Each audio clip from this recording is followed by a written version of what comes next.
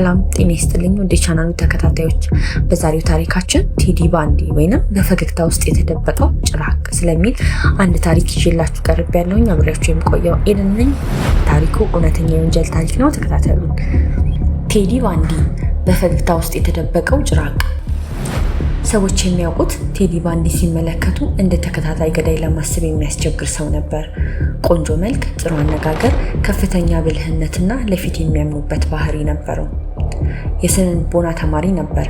በፖለቲካ ዘመቻዎች ይሳተፍ ነበር። እንዲሁም በአስቸኳይ የእርዳታ የስልክ መስመር ላይ በፈቃደኝነት በመስራት ችግር ውስጥ ያሉ ሰዎችን ያግዝ ነበር። ከእሱ ጋር የሰሩ ሰዎች ከዓመታት በኋላ አንድ ቀን የዓለም ታዋቂ ተከታታይ ገዳይ እንደሆነ ሲያውቁ እጅግ ደነገጡ። ይህም የቴዲ ባንዲን ጉዳይ እስከ ዛሬ ድረስ ከሚያስፈሩ የወንጀል ታሪኮች አንዱ ያደረገው ምክንያት ነው። ብዙ ሰዎች አደገኛ ሰው በመልኩ ይታወቃል ብለው ያምናሉ። ነገር ግን ቴዲ ባንዲ ይህን እምነት አፈረሰ። ክፋት ሁልጊዜ አስፈሪ ፊት አይኖረውም። አንዳንድ ጊዜ በፈገግታ በትህትናና በማራኪ ንግግር ይሸፈናል። መርማሪዎች ከጊዜ በኋላ በሰለባዎቹ መካከል የሚያስደንቅ ተመሳሳይነት እንዳለ አስተዋሉ። አብዛኞቹ ወጣት ሴቶች ሲሆኑ ረጅም ጥቁር ወይንም ቡናማ ፀጉር ያላቸው ናቸው። ብዙ ባለሙያዎች ይህ ከድሮ ፍቅረኛው ጋር እንደሚያያዝ ያምናሉ። ሆኖም ይህ የፈጸማቸውን ዘግናኝ ወንጀሎች የሚያስረዳ ሙሉ ምክንያት አልነበረም። ባንዲ ጥቃቶቹን በጥንቃቄ ያቅድ ነበር። እጁ እንደተሰበረ ለማስመሰል የፕላስተር ማሰሪያ ያደርግ ወይንም ክራንች ይጠቀም ነበር። ከዚያም እባክሽ እነዚህ መጽሐፍት ወይንም እቃዎች ወደ መኪናዬ ለማስገባት እርጅኝ በማለት የሴቶችን እምነት ያገኝ ነበር። እነሱም ወደ መኪናው ሲጠጉ በድንገት ይደበድባቸውና በኃይል ወደ መኪና ውስጥ ያስገባቸው ነበር። ከብዙ ወንጀለኞች የሚለየው ነገር ደግሞ ሰለባዎቹን መቆጣጠርና ማሰቃየት ከፍተኛ ደስታ ይሰጠው እንደነበረ ነው። በኋላ በሰጠው ቃል መሰረት ብዙ ጊዜ ሰዓታት ወይንም ቀናት ሙሉ ሰለባውን ይከታተል ነበር። ማንን እንደሚገድልና ማንን እንደሚተው መወሰን ራሱ ያስደስተው ነበር።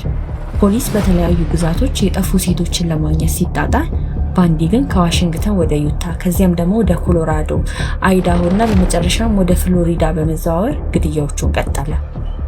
በዚያን ጊዜ የተለያዩ የፖሊስ መስሪያ ቤቶች መረጃ የሚያጋሩበት ዘመናዊ ስርዓት ስላልነበረ አንድ ሰው በብዙ ግዛቶች ተመሳሳይ ወንጀሎችን እየፈጸመ መሆኑን ለማወቅ ዓመታት ፈጅቷል። በ1977 እንደ አውሮፓውያን አቆጣጠር ከታሰረ በኋላ የሚያስደንቅ ብልሃቱን አሳየ። ከእስር ቤት 2 ጊዜ ማምለጥ ቻለ።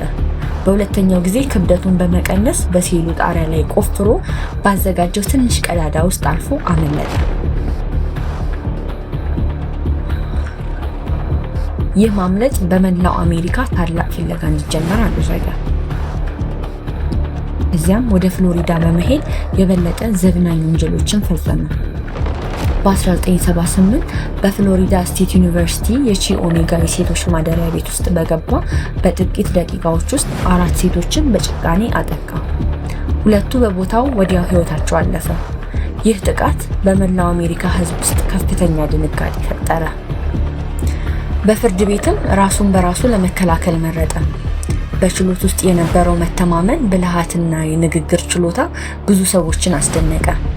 ነገር ግን የስነ ልቦና ባለሙያዎች ይህ ማራኪነት ሰዎችን ለማታለል የሚጠቀምበት መሳሪያ ብቻ እንደነበር ገለጹ።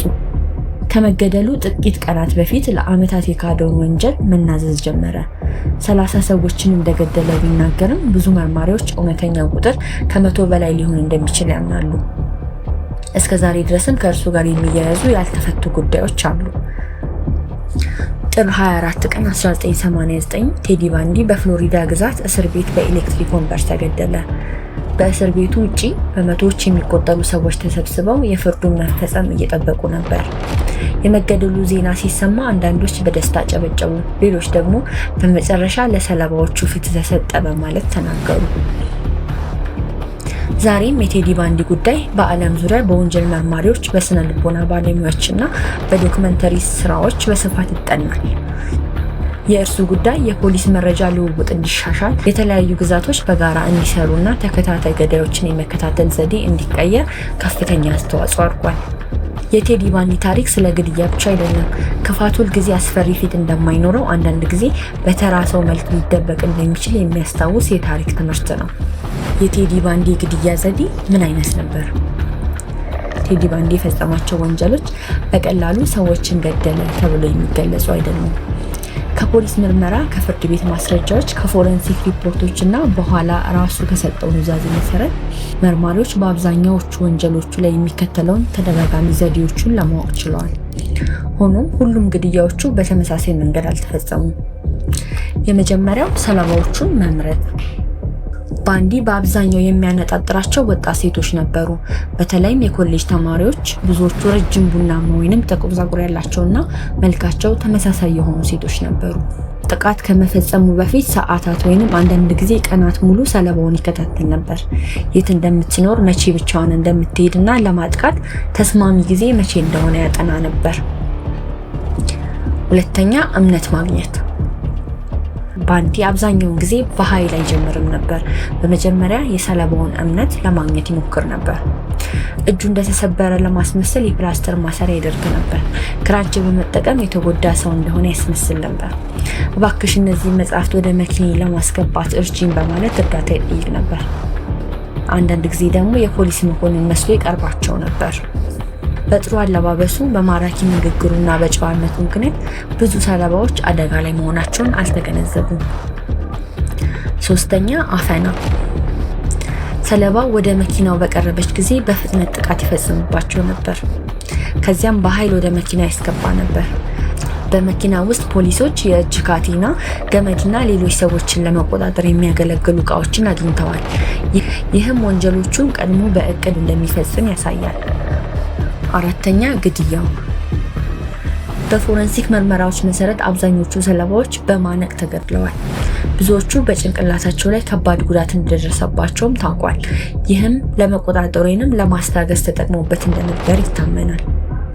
እንዲሁም ብዙ ሰለባዎች ላይ የወሲብ ጥቃት መፈጸሙ በሕክምና ምርመራዎች ተረጋግጧል። አምስተኛ፣ ከግድያው በኋላ።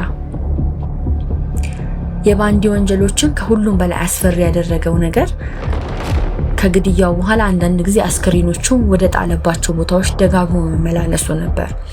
በኋላ በሰጠው ኑዛዜ መሰረት አንዳንድ ሰለባዎቹ ወደ ተጣሉበት ቦታ ብዙ ጊዜ ይመለስ ነበር። ይህ ባህሪ በተከታታይ ገዳዮች መካከል እጅግ ያልተለመደ እንደሆነ የወንጀል ባለሙያዎች ይገልጻሉ። ለመሆኑ ቴዲ ባንዲ የሰውነት አካላትን ያወጣ ነበር? በዚህ ጉዳይ ብዙ የተሳሳቱ መረጃዎች ይሰራጫሉ። እስካሁን ባለው የተረጋገጠ መረጃ መሰረት ቴዲ ባንዲ የሰለባዎቹን የውስጥ አካላት በማውጣት ወይንም በመሰብሰብ የሚታወቅ ነገር የለም። ነገር ግን በአንዳንድ ጉዳዮች የሰለባዎቹ ራስ ከሰውነታቸው ተለይቶ ተገኝቷል። ባንዲም በኋላ በሰጠው ኑዛዜ ከአንዳንድ ሰለባዎቹ የተለዩ ራሶችን ለተወሰነ ጊዜ እንዳቆየ ተናግሯል። ነገር ግን የውስጥ አካላትን በማውጣት ወይንም በመሰብሰብ የፈጸመ የተረጋገጠ ማስረጃ አልተገኘበትም። ቴዲ ባንዲ ለምን ይሄን ያደርግ ነበር? የስነ ልቦና ባለሙያዎች እንደሚያምኑት የባንዲ ወንጀሎች በዋናነት ከሚከተሉት ምክንያቶች የተነሱ ነበር።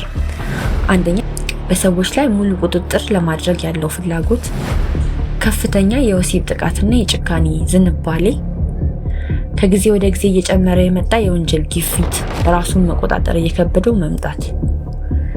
ባንዲ በህይወቱ መጨረሻ የተለያዩ ምክንያቶች ቢናገርም ብዙ ባለሙያዎች ትኩረት ለማግኘትና ሰዎችን ለማታለል የሚሞክር ስለነበረ አንዳንድ ንግግሮቹን በጥንቃቄ መቀበል እንዳለባቸው ይገልጻሉ።